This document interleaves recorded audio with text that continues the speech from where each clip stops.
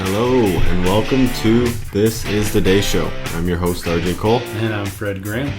Thank you for tuning in to another episode. For those of you that don't know, we are now on video. We can be found on Rumble and on YouTube. Our podcast can be found on Apple Podcasts, Spotify, and iHeartRadio. If you like our show, we would ask that you subscribe, follow, and also write us a wonderful 5-star review. We have a few ways for you to interact with us. You can email our show at thisisthedayshow@gmail.com.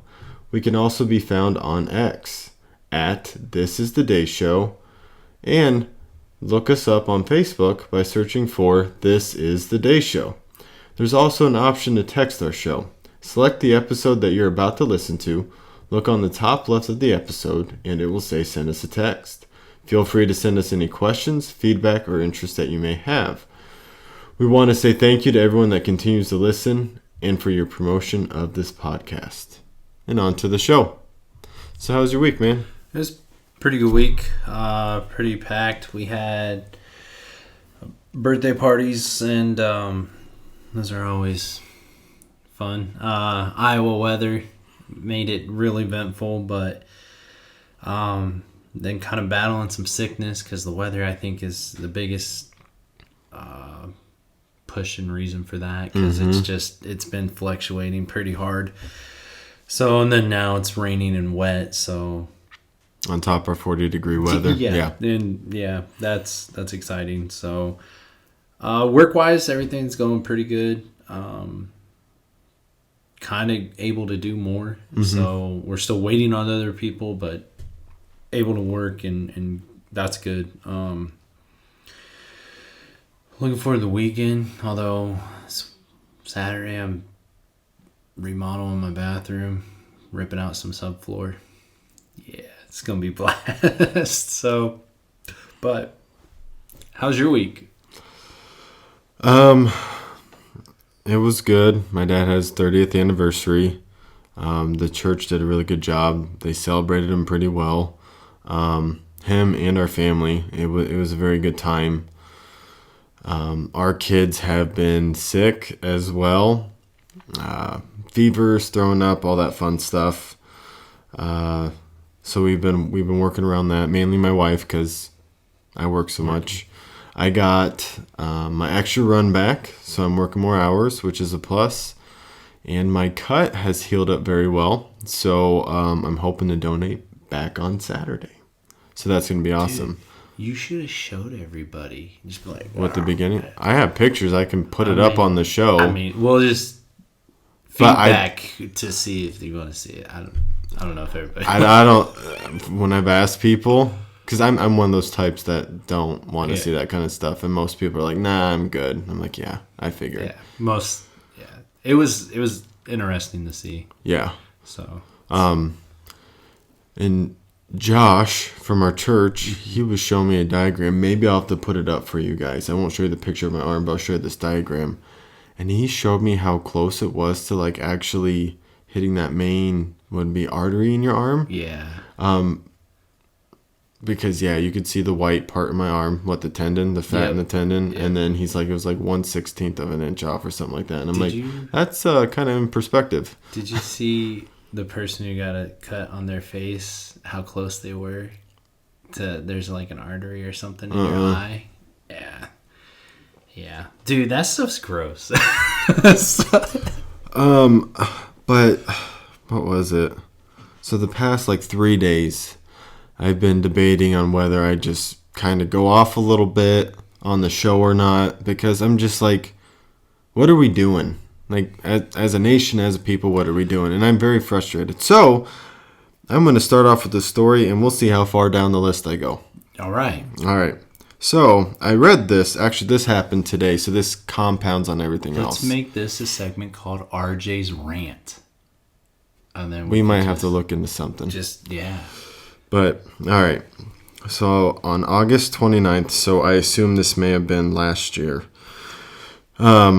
So, a man called 911 and reported that his 4-month-old baby wasn't breathing. When paramedics arrived, they found the room tightly shut and almost completely dark. Inside, there was a strong, overwhelming smell of urine and feces. It was immediately clear that the baby was no longer showing signs of life. When they lifted the baby, numerous insects scattered from underneath him. The child's mother claimed she had breastfed him around 9 a.m., and the father said that when he checked on the baby at 11, he was already not breathing. Medical examiners later determined that the baby had been left alone in the closed room for 2 weeks. And during that time, his diaper had not been changed once. On top of that, he hadn't been fed or given any water. Reports also stated that flies had laid eggs and larvae had begun developing on the baby's body. The father later claimed he didn't change the diaper because the baby had constant diarrhea and he couldn't stand the smell. Probably because you weren't taking care of it. Yeah. Even though it was his own child. The mother said she was suffering from postpartum depression and barely got out of bed. However, prosecutors proved these claims were false. At the same time, the parents were still taking care of their 2-year-old daughter on top of the 4-month-old baby. So that just kind of really makes me ask again, well, what are we doing? And we'll be reading a lot today because we're covering a huge topic today. We want to be accurate, so we'll probably be reading off our papers quite a bit. But abortion pills, we can just get them sent to our mailbox. So we have abortion clinics here at home. Hey, we overturned Roe versus Wade, and I know that wasn't going to be the end of it. Each state had to do their thing, but now we have that. The Senate can't vote on the SAVE Act, even though 80% of Americans want it passed. Instead, we have Lindsey Graham going out to Disney World playing with a bubble wand. Did you know, Fred, that the people, I assume it's Congress people as well, but the senators, they get to skip TSA when they go fly on their plane. So they don't even have to deal with everything that's going on. I did not know that. People like your poor brother who had to go without a paycheck for over a month, I believe. What are we doing? With that, he had scheduled vacation. I hope he doesn't mind me telling this, but he had scheduled vacation. And the last day of his vacation was first day of the shutdown, right? And he volunteered, right? Because that's what we do, is we volunteer when we go to jobs. He volunteered, and then he got some, but they were going to give an extra bonus if you showed up that whole shutdown, right? But because he was on vacation that was scheduled way far out in advance before they even dreamed of a shutdown, right? Because he missed that one day, they didn't pay him that full thing. They gave him what he should have gotten paid or whatever, maybe a little extra, but one day for a scheduled prior vacation day. And yet, apparently, if you are a federal level or sometimes even state level, local levels, you don't even have to show up and you still get paid. I really, really think they should get paid hourly. And I'm going to continue on my rant. Yeah, I'm sorry. No, you're good, buddy. You're good. No, trust me. It's very frustrating. It is. The double standard. Prices of goods, homes, services are all way too high. I had 4 estimators come out to my house to do gutters on my house. 3 of them quoted me reasonably fair. $3,500 through $3,900 to do my gutters and covers. That's reasonable to me. I had one other big business come out and quote me $23,000 to do my gutters. But they would work with you probably to file a claim on your insurance. After I told him I wasn't going to pay that much money, they of course wanted me to do payments, and I told him no. They bumped it down to over $7,000. So I could have been paying them an extra $16,000 just because. Talking about homes, 33% of 30-year-olds own homes. And that is down from the 80s, which was at 47%. people can't afford stuff. They can't afford a house. They can't afford to fix their house. Well, they can't afford to pay for rent things. Either. Yes. Rent's getting outrageous too. Man. Rent's higher than what owning a house is. I'll just go with the medical because why not? You guys know I do not love the medical field, but I just got my bill in for my arm. My insurance covered everything for my ER visit except for the 2 emergency room remarks on there. There's emergency room and emergency room, and they covered about half. So I have to pay $1,200 just for sitting in the room. And I assume one of them was the actual emergency room and the other was the room that you go in to get seen before you go into the emergency room. Pre-screen or whatever, yeah. Yeah, which it's a normal clinic room, and I have to pay $1,200 for that. And the pharmacy, I'm not done. Over $200 to get my medication from the pharmacy. Not because that's how much that the pills cost, but for the use of the pharmacy. Which pharmacy? I'll show you my bill. Maybe I'll put it up there too. But like, it's ridiculous, man. Did you go to a special pharmacy or something? Just no, regular? at the hospital. Oh my gosh. Not the Catholic one, not the Lutheran one, but the other one. So look up Des Moines, you can find them. It's pathetic. Like what are we doing? And you know, the inflation on things. I'm not gonna blame Trump wholeheartedly. But the whole shutting down of COVID, giving the government over to Anthony Fauci, giving us all checks to sit at home, and then not to correct it, but then also the wonderful 4 years of Biden that just sealed our fate, and why we're sitting here. My grocery bill has doubled since Trump first took office, man. It's doubled weekly. Yeah. Like, what are we doing here? We're not serious about anything. We're not doing anything. We're not taking care of anything. I don't know. And this probably wasn't the right thing to talk about.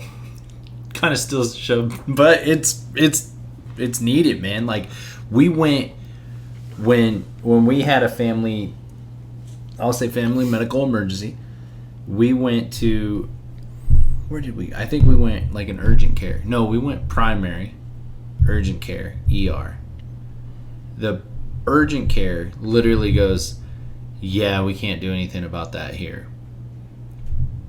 Charge us like $250 after my insurance. Yep. $250 just to be like, yeah, we can't do any of that here. Mm-hmm. Nancy yeah. Let's just pull out this app. Oh, look, you go to this hospital, their ER wait time is, and I'm like,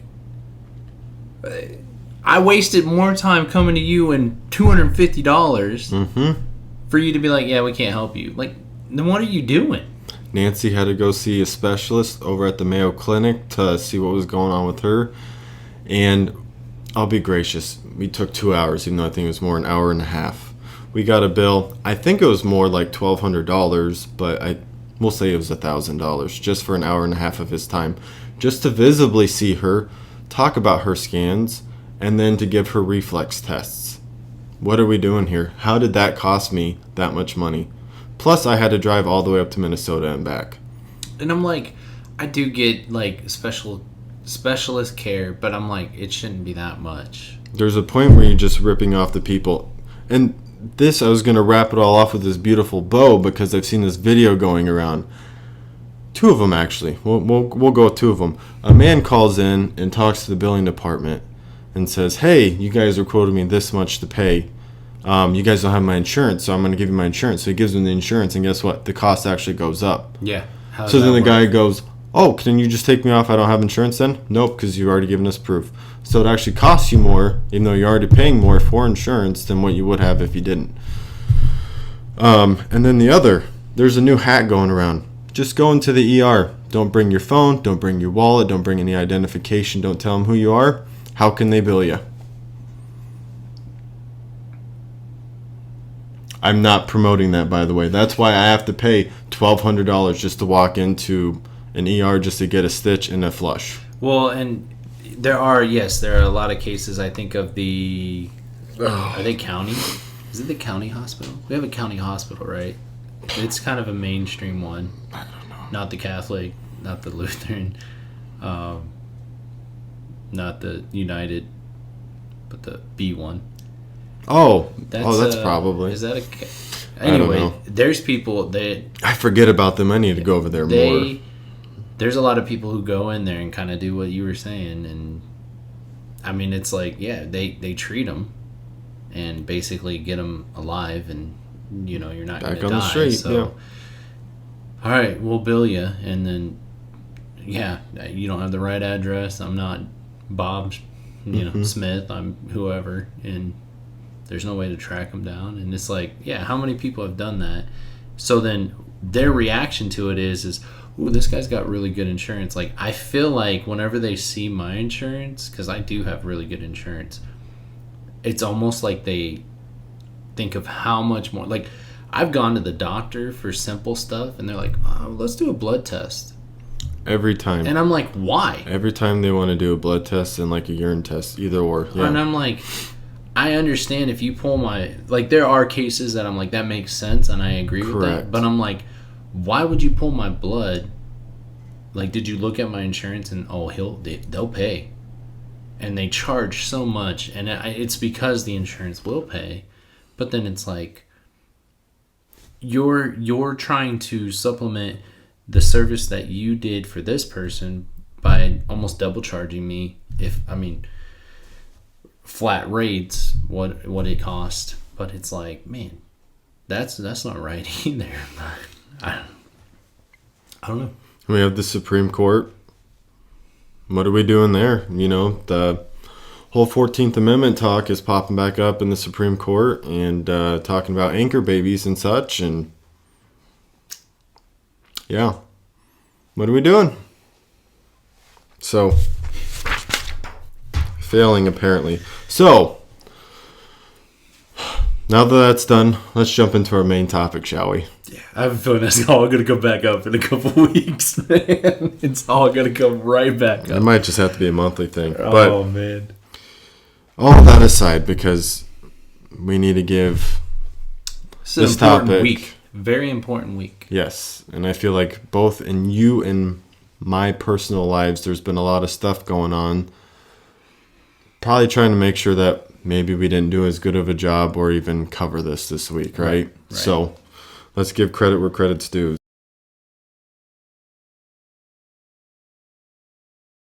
This week we wanted to share something that is near and dear to our hearts.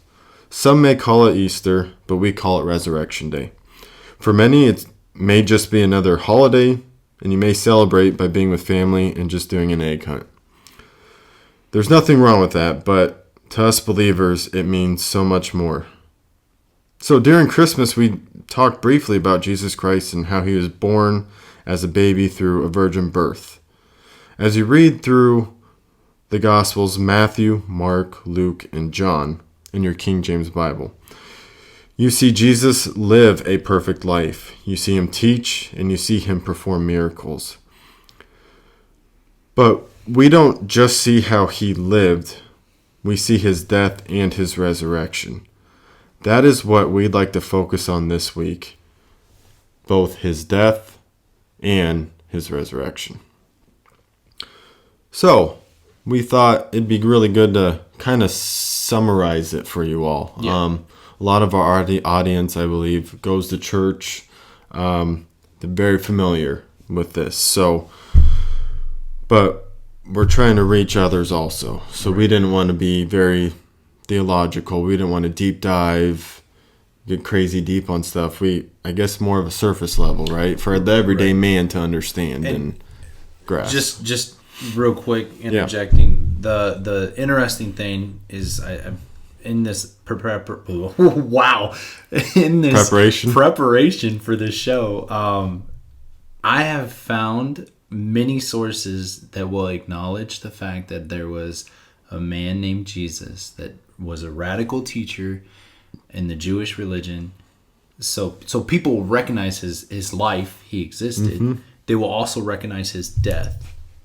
And a lot of them will come short of recognizing his resurrection. But so if you're a listener and you're passing this information on, or a podcast listener and you're sharing this, like, and you've never heard, or you're listening and you've never heard about Jesus, and you think it's just whatever Christians and Bible people believe. No, like, there are historians who will reference and state for fact there was a man named Jesus Christ, and he was a Jew, and he taught way outside the lines of Judaism, as far as like he was radical is what they'll call him.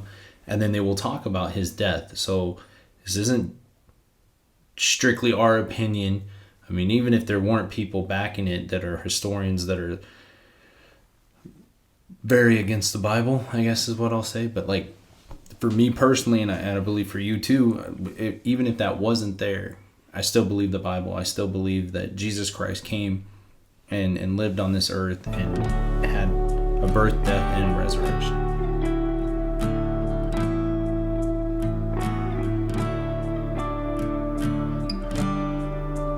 Well, the events leading up and his death. And the passages we'll use would be from Matthew 26 and 27, Mark 14 and 15, Luke chapter 22 and 23, and also John 13. It starts and goes through 19. So we see a few things in these passages leading up to the death of Jesus. Many of you probably have heard of this man. Probably don't know exactly what his story or what his role was, but Judas Iscariot ends up selling out Jesus, and he does this just for monetary gain, for silver. He told no one about this, okay? And Jesus and his 12 disciples have a feast in the celebration of Passover. I wish I could go over Passover with you too, but that would be another story for another day. But fun fact here. You ready for a fun fact? So Luke 22, verses 19 and 20 is where we get communion from the Bible. All right. Jesus tells his disciples that one man would betray him, and that also Peter would deny him 3 times before the rooster would crow the next morning. This is all happening during the feast. After the feast, Jesus takes his disciples to go up and to pray. Jesus was under agony in his prayer. So much so, we see him... Oh, man. I had different wording on here. But we see the blood is mixed in with the sweat and is dropping His great drops, but the sweat was mixed in with the blood. And this is actually, some of you may not have, you haven't heard about something like this before, but it's an actual thing that does happen to people.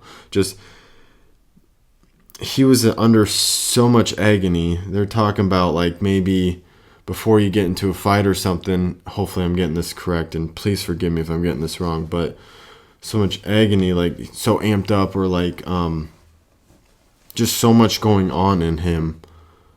Like, can you only imagine if he knew what was going to happen soon? You know, he knew he was going to be dying on this cross. He knew what was going to be happening to him. The beatings he was going to take, the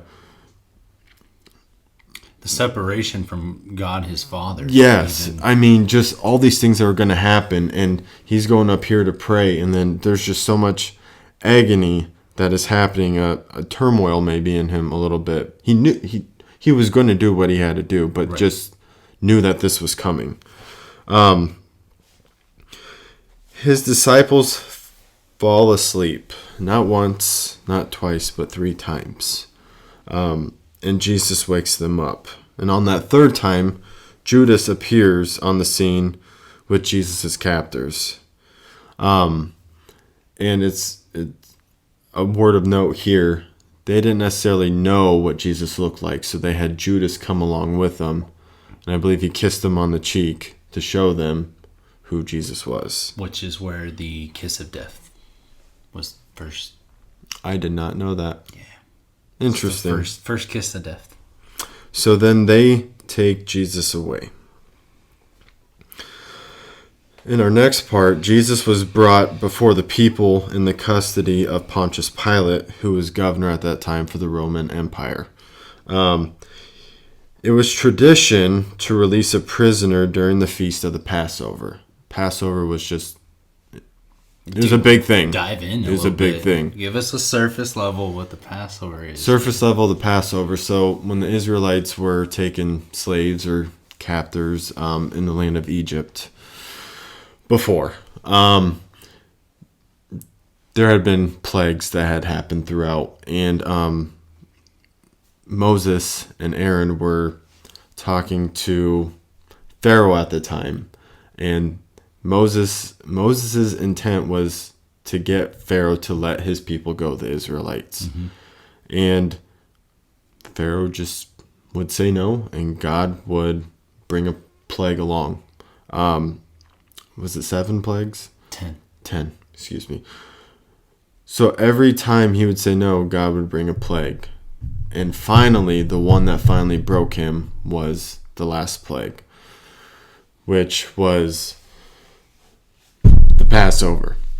And what would happen is the firstborn out of every family in Egypt. You're supposed to put blood from a lamb on the post of your door. Okay? You're supposed to do that. And that's how the angel of death would know whether you were...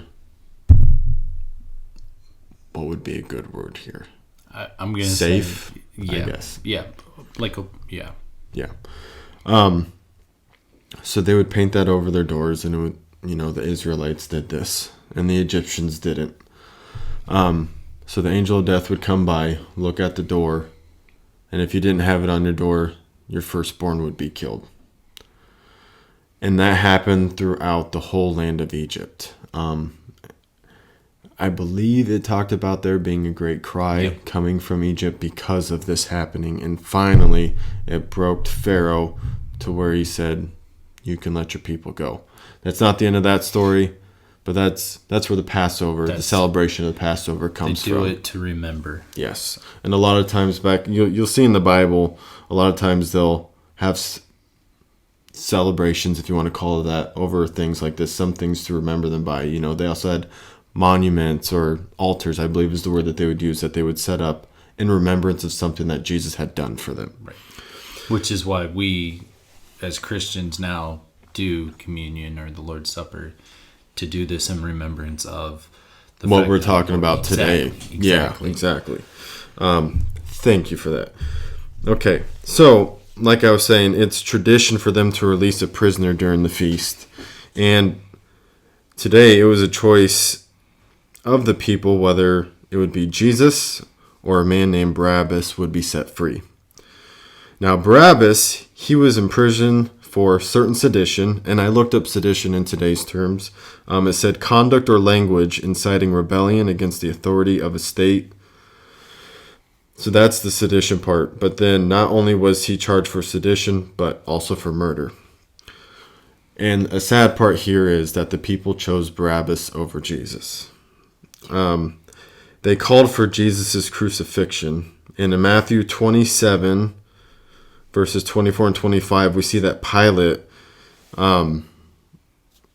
we see him wash his hands. He's talking to the people and he's washing his hands of this thing, more or less, in my opinion, it's riding a fence a little bit. He's saying, I have nothing to do with this. You people have chose this, I can't do anything about it. But yet he was the governor, right? Yeah, he had the power to stop it and chose not to. Even the fact that his wife warned him, do nothing with this man. And then he's like, his way out in his mind was, well, they're going to definitely not choose Jesus to be crucified or punished or anything. So they'll accept him to be released. And it didn't happen that way. So then, he just, it's on you. Yep. His blood be on your heads. And the people's response to that was that they would accept Jesus' blood to be on them and their children. But before Jesus goes, we see him scourged. This means that he was whipped and he was beaten before he left. And it wouldn't have just been probably what you were thinking, maybe just belts or sticks on him. No, they back in Roman times, they would actually use a whip called the cat of nine tails. And the cat of nine tails was a whip that had 9 strands that came off of it. And at the end of each strand would be some type of sharp object. Put that in your mind, whether it be rock or glass or whatever they had. Maybe it was clay pot, I'm not sure. But they would have a sharp ending to each one of the whips. So it was designed to be whipped around, to wrap around the body with the whip, dig in, and then when they'd pull it away, it would rip you open. Yeah. Yeah. So, from what I heard, it was supposed to have been 39 times that he was whipped the cat of nine tails, but I'm just going to say that's what I've heard. A lot of people didn't make it. Correct. Because if you think about it, even just through once, it would shred you apart. So doing it so many times, like, probably disembowel a lot of people doing that. It's pretty gross. Yeah. Very brutal. And then we read about the crucifixion of Jesus. We see throughout this whole process that he was mocked and the brutality of it all throughout his death. So they start off by stripping him down and putting on a purple robe. Purple back then, I don't know if it's so much today, but it meant royalty back then. So they're mocking him, obviously. They then pressed into his skull a crown of thorns. They put a reed in his hand and bowed down to him, saying, "Hail, King of the Jews," mocking him. They spit on him. They hit him on the head, and then they take off the royal garments. They continue on. They tear out his beard. We see this all the way back in Isaiah 50, verse 6. It was prophesied that it would happen. He carried his cross, and later on we see that a man named Simon carries it the rest of the way for him. And I was told, a fun fact but not a fun fact, that if Simon had chose not to do that, it would be punishment of death. Yeah. That's a lot of the stuff that happened with the Romans. The nice way the Bible puts it is they compelled a man. Yes. Which either carry the cross or you're going to get one of your own. And, this would have been a grueling time for Jesus, very physically exerting of himself. Sure, he was super thirsty amongst all this. He said, "I thirst." And they tried to give him wine that was mixed with myrrh. Talking with my pastor last night, this would have been, the myrrh mixed in would have been something that they would have used back then for like a pain medication, something that would have taken the edge off, helped them out. But we see here that Jesus refused it. He suffered, and he suffered feeling all of it. They took his clothes and casted lots.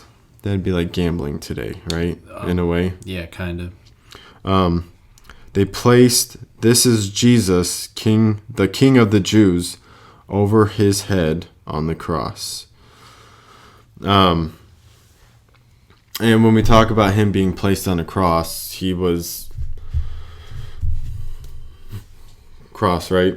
So then they would hang men from crosses. I'm guessing depending on the severity of their crime. And what they would do is they would literally have this cross high up in the air. Your arms would be out like this. You'd get a spike in each hand to the wood, and then your feet would be crossed together, and you'd get a spike between that as well. And they'd leave you there until you died. And it would be very hard and taxing on your body being out like that, and then also trying to get air. So some people, they didn't do this with Jesus, but some people that would be going on a long time, they'd eventually break their legs, so that way they would just suffocate to death on there. It was just a very cruel and brutal punishment. And that King of the Jews, this is Jesus, King of the Jews. What they would do on the cross is they would put your name and your charge. So he was literally, according to the Romans, put to death because he was the King of the Jews. That was his charge against Rome. And like we had said, Jesus was thirsty, and what did they give him? They ended up giving him vinegar to drink. An important part of the story was that there was also two thieves hanging on their crosses beside Jesus, one on his left and one on his right. And this shows us a perfect picture of salvation. Your choices. Yep. We see that one man wanted Jesus to save them by getting them out of this situation. He wasn't focused on the future. He was focused on the present here and now. Physically. Yes. The other knew that they deserved their fate and that Jesus, this man, he didn't deserve it at all. Right. He then asked Jesus to remember him when he comes to his kingdom. And Jesus answers him, "Today shalt thou be with me in paradise." This shows that all you need to do in order to be saved is to repent of your sin and have the faith that Jesus did come and die for us. And it's very important. Jesus had to die in order for us to go to heaven, because there's a word that is used. It's a very important word, and the word I'm going to use is propitiation. Jesus is the sacrifice that satisfies God's righteous demand for sin. It is something that we could not pay. Right. We were not perfect. We have blemish. We have spots. We have a sin that we sin every day. Jesus lived a perfect and holy life, right, the entire life. Jesus was the only sacrifice that would satisfy God's righteous demand for sin. We couldn't do that. So Jesus had to die on the cross in order for our salvation. Right. The interesting thing, go back to the two thieves, is if you're just looking at it, you're one of two people. You're either pleading for Christ to save you physically, get you out of this mess and situation you're in, and have no desire to be with him at all. Just save your skin and kind of live for yourself. And the other man, I think it's interesting because he says, like, they're all three dying, right? But he says, remember me. Like, he knew that Jesus Christ was not going to stay dead. Right. And in his confession of who Christ was, he says, remember me when you go, what's he into saying? thy kingdom. So he knew, he's like, this is the Son of God. Like, he's going to not just die, and that's the end of the story. Like, he's like, remember me when you go to your kingdom. Like, and that's important too, that he also used the word thy kingdom. Right. It's his. Right. Yeah. So it's not just some random place, like, it's his kingdom. Yeah. And Jesus' death concludes with him yelling, "Father, into thy hands I commend my spirit." So that's the death. That's the summary of Jesus' death. But that's not where the story ends. No. We jump into the resurrection.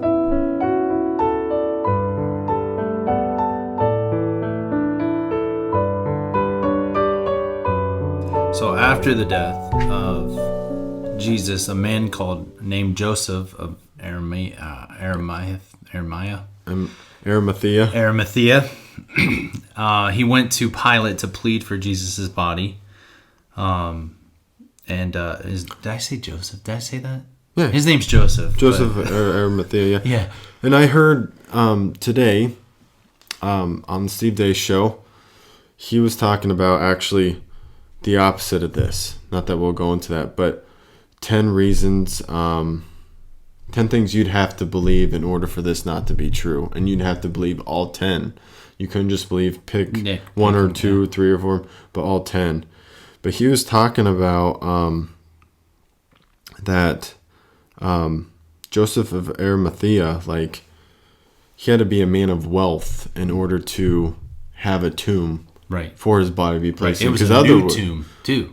That's what the Bible says. Because otherwise, they would have just thrown his body into a pit, more than likely, with all the other bodies that they had crucified. Right. But yeah, sorry about that. So, no, good point. But he goes and pleads for the body of Christ. And then he prepares it, he wraps it in linen and lays it in his tomb, which tells me he was a believer because he cared and loved for Jesus. He placed it in his, like I said, new tomb, and then he rolls a great stone in front of it. The next day, the Pharisees, the high priest, they're all gathered together, and they're like, we need to do something, because when he was alive, he said 3 days later he's gonna rise up again, you know. So we gotta we got to make sure none of his radical friends come and steal the body. So they go to Pilate and they say, hey, we need someone to guard and protect and keep all these maniacs from getting the body of Christ and saying, look, our Lord rose. Right. So Pilate gives them a guard to keep watch, and they set him out for the sole purpose to make sure nobody steals the body of Christ. And then on the third day, the soldiers all fall asleep. Like there's a giant earthquake, soldiers fall asleep, which is very uncommon for Roman soldiers who are live, eat, breathe, die, war, So they take that very seriously. With also the cost being, if they fail their post, let somebody go, or they don't do their job, it's death. Yeah. Yeah. And most of the soldiers would fall upon their own swords if that happened to avoid that. Correct. So, but they fell asleep. The stone gets rolled away. Then we see Mary coming, and she's talking to another lady, and their biggest concern is how are we going to roll the stone away, because they're coming to take care of the body of Christ. And when they get there, the angel speaks to them and tells them that he's risen. Why I love this. This is probably my favorite. Was like, why do you seek the living among the dead? I love that, because it's just like he told you he was going to rise again. Why are you coming to the tombs? Like what you expect? Yeah, that's not where people who are alive really go and hang out. So, but then after that, he meets a couple men on the road and talking to them, and just he gets to see his disciples. He eats with them. He sees over 500 people is what it says. Just millions of, not millions, but multiple people have seen him. And one of the key figures in the spreading of the gospel is the Apostle Paul, and he meets Christ on the road to Damascus. And just that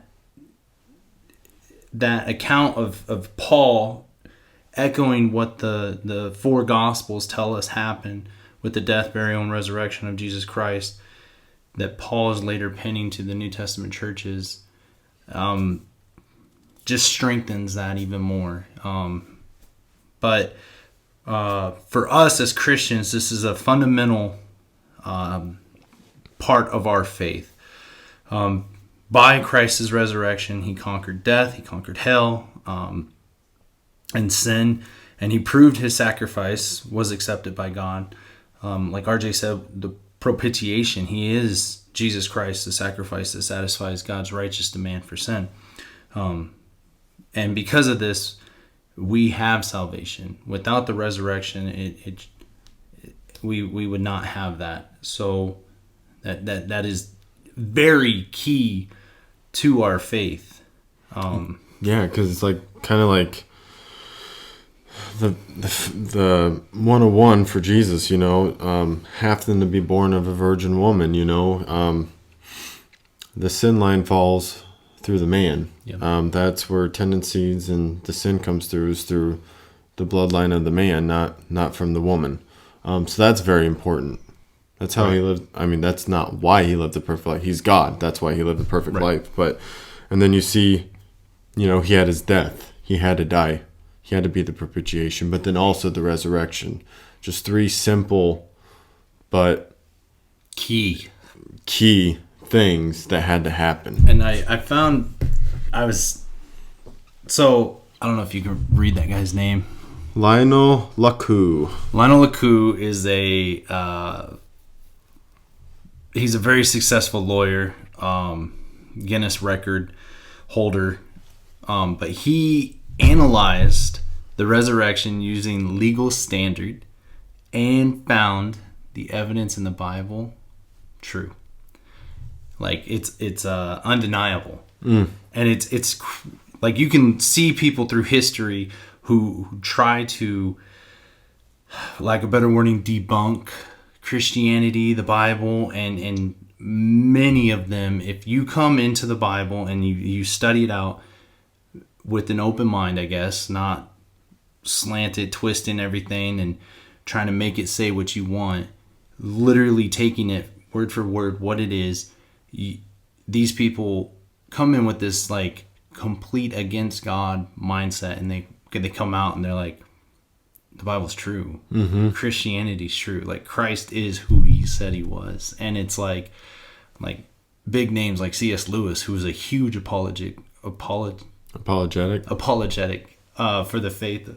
He was totally against the Bible and Christ. He thought it was just a little storybook, and he dove into it and became one of the defenders of it, and it's like, that's, I don't know how else to say it, but that's just like, that's God, and like we're saying, these are cores to the Christian belief and faith. And just, I don't know. I know with Resurrection Sunday, it seems to be a very busy day, but take that time to just set aside where you truly look up these verses and passages and take time and see what Christ did for us to give us salvation, to allow that to happen, and then just thank him, and then I guess do better as a Christian, because I know myself, I'm like, man, that's, you do communion and stuff and you think about it, or the Lord's Supper, but just really diving in and thinking about how much he loves us. He came because he loves us. He came because God loves us. And that's just powerful, man. It really is. Yeah. He went through all of that just for somebody like me. Yep. And the crazy thing too is, you see, after Jesus dies, his 12 disciples, they all kind of like, they all kind of go back to what they're doing, hiding out a little bit or something like that. And then you see them after they see Jesus again, it's like they're revitalized and they spread out through the world. And I bring this up because, there's people that want to debunk, they want to say it's not true. But then you look at how these men died. Like the whole fact that if your person, let's say your commander, your leader dies, well, you're probably going to go through a grief process and a slump, and that's the end of that, right? Well, no. Not only did they see him die, but they saw him resurrect, and that rejuvenated them to go out and do what they were commanded to do. And then on top of that, not only going out and doing that, it's not like they're buddy pals all going together in the same place. They spread out. Right. But then also to die for him, and in the ways that they died for him. Yeah. Being crucified upside down. Martyred. Yeah. Gruesome deaths. And like John didn't even get the reliefs of death, I guess is how I'd say that. Like things that should have killed him, like being boiled, and he still lived. And it's just, anybody, if you're literally spreading a lie, you're gonna just debunk it right there. Like, hey, no, you're right, I didn't. Yeah. But it's like, no, they and I think of Paul, I brought him up, man. Paul was persecuting the church, like killing Christians, and then gets saved on the road to Damascus, completely 180'd his life to where the people he's killing, he's now one of. And he spreads the gospel so far, and pins the scriptures under the inspiration of the Holy God or Holy Spirit, to where that is like the core for church, the New Testament church, and how we operate things. And right.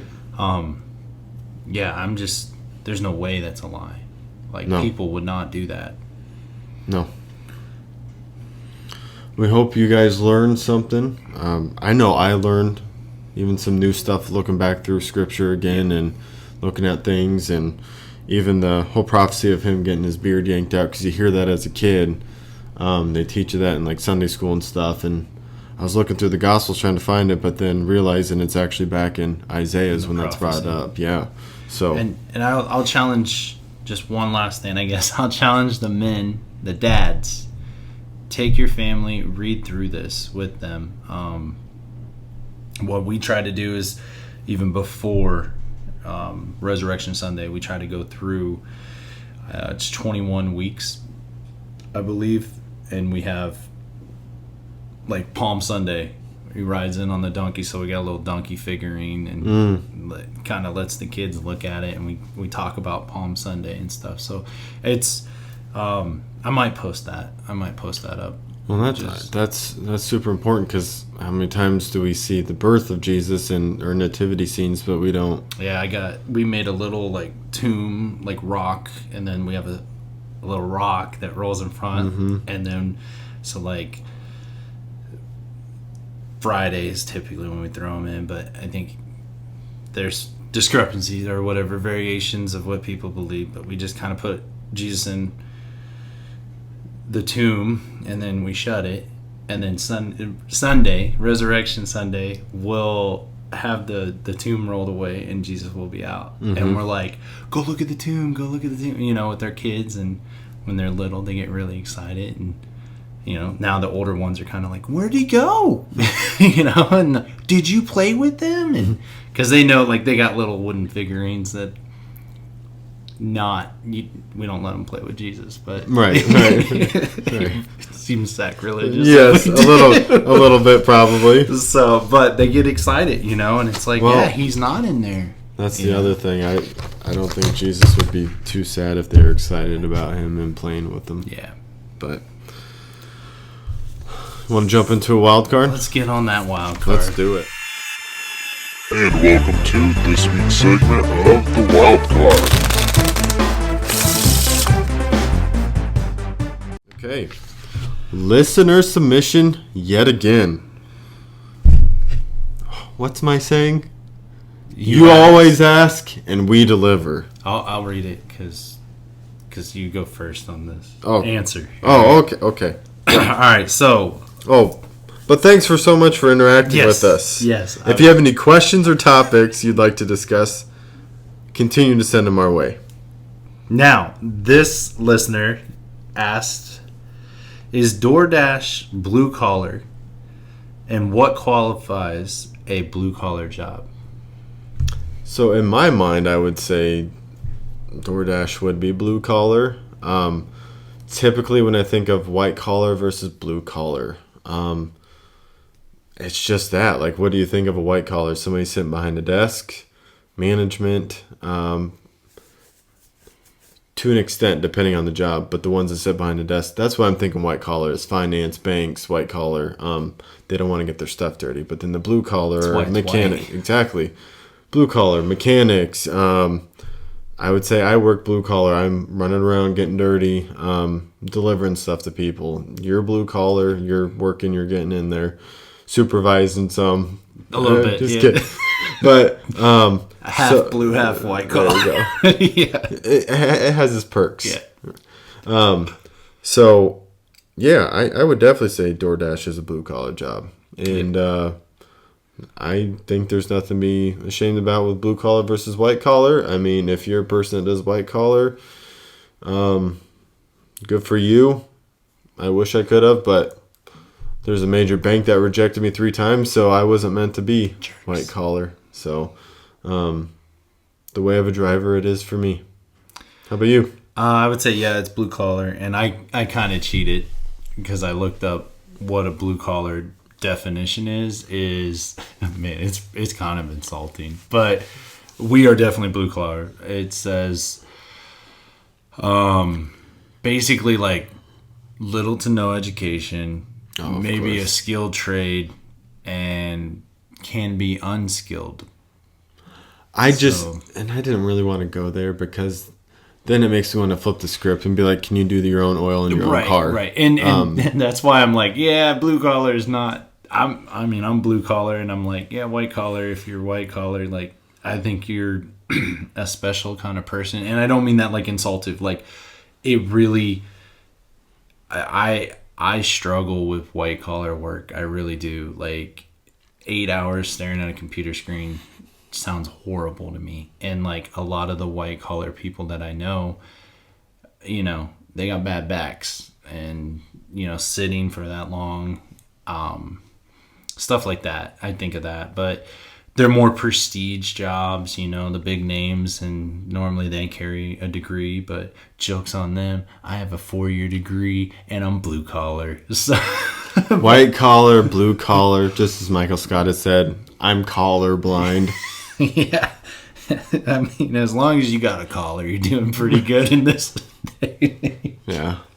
But yeah, I think, you know, the weird aspect is like, if you're an entrepreneur, what would that be? Because this is, I like think, building your business. well, like entrepreneurship is kind of, you're doing both. Like, let's say you start up your own diesel mechanic shop.